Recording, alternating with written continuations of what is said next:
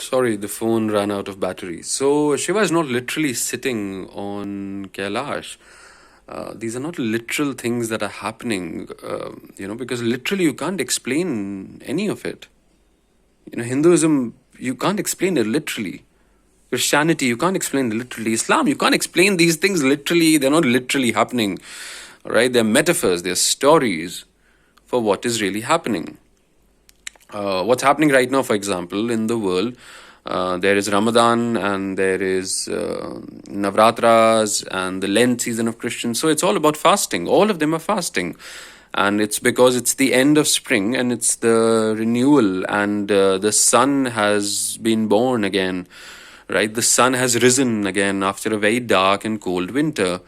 So it's a rebirth of the sun, and hence you fast the system and you get it ready for a new sort of energetic structure that is now following. So you purge the system of the toxins of the past, and as the sun is reborn, your digestive system, let's say, is reborn. So you fast during this day. So these are metaphors that are connected with the earth and the solar system as a whole. So these metaphors are describing celestial events that are going to happen, reflect in the real world in a literal fashion. Okay, so not literal descents of humanoid figures, though that could also happen. I don't know. I mean, I don't really know much. I'm quite dumb, to be very honest. I like to believe that, and I think that's the beginning of some rudimentary insight into reality. So these are not literal stories. So where are they then? What are these stories trying to convey? What symbolism are they trying to convey, and how can we read them, and how can we understand them? How can we decipher the greater meaning behind all these things? So, for example,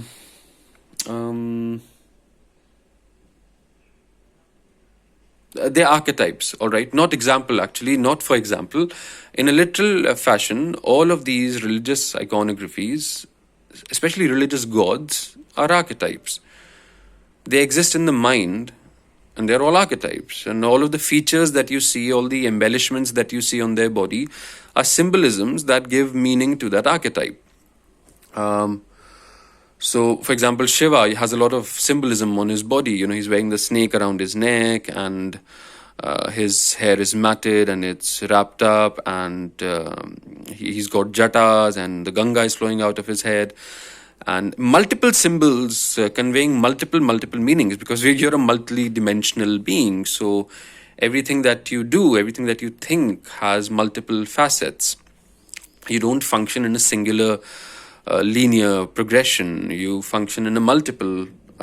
You're doing multiple things at the same time. You're thinking multiple things at the same time, and from those multiple things, you decipher meaning and you give some sense to reality. So anyway, these are archetypes. These religious figures are predominantly archetypes, and these archetypes exist in the realm of the mind. The mind is the all, alchemically.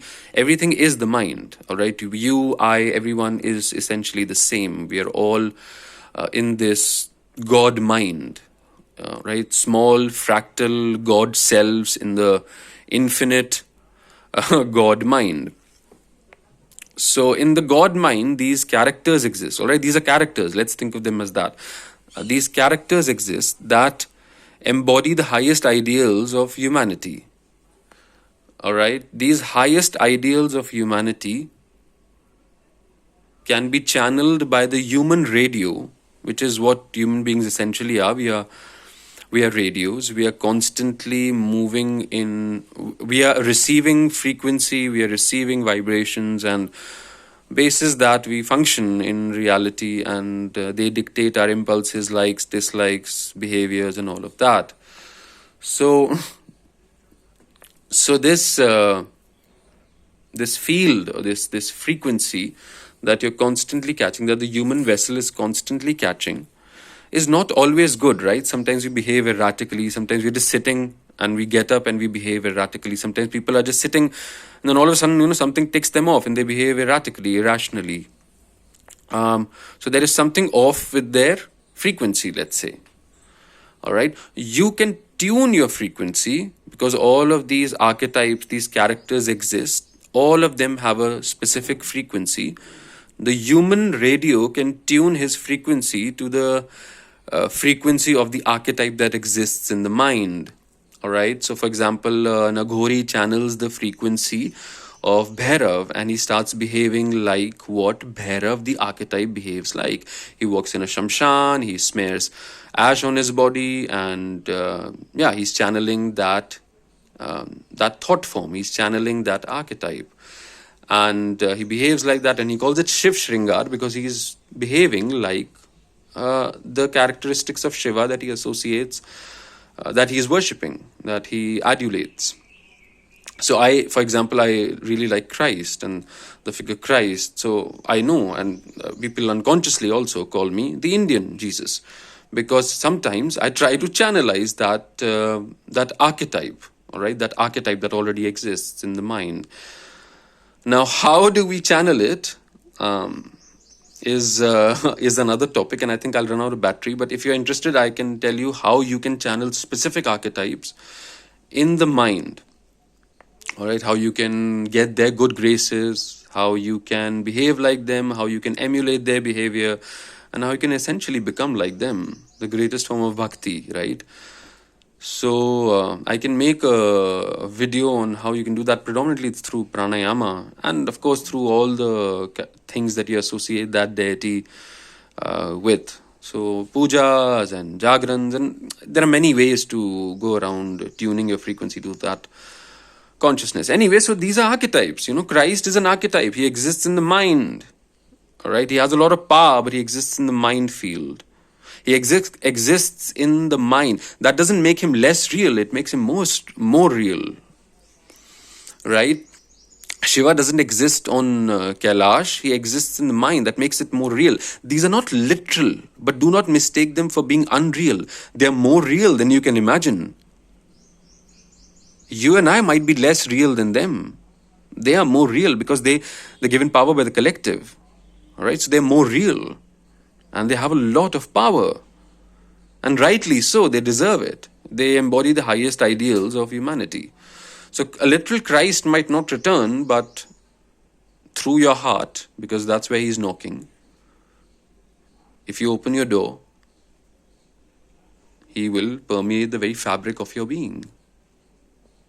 All you have to do is humble yourself and have the desire to do better than what you did yesterday, to be better than what you were yesterday, to be better every day. All right, to be like a child, to learn something new every day, to be better every day, to channel your creative, instinctual, intuitive powers, to breathe, to have gratitude in your heart, to just give away. Don't expect anything in return. Just give away. Love. Yeah, you can take my love. You can take all the love that I have. Because I have a lot of it now. I have so much of it, my heart doesn't run out of it. There was a time where my heart was so hard, I didn't even know what it felt like. Now I feel it for everything that lives, everything that breathes. Because everything is me. It's all me. That's the unity mudra. That's what I'm going to call it. It's all me, right? It's all you. You are me. I am you. It's all one.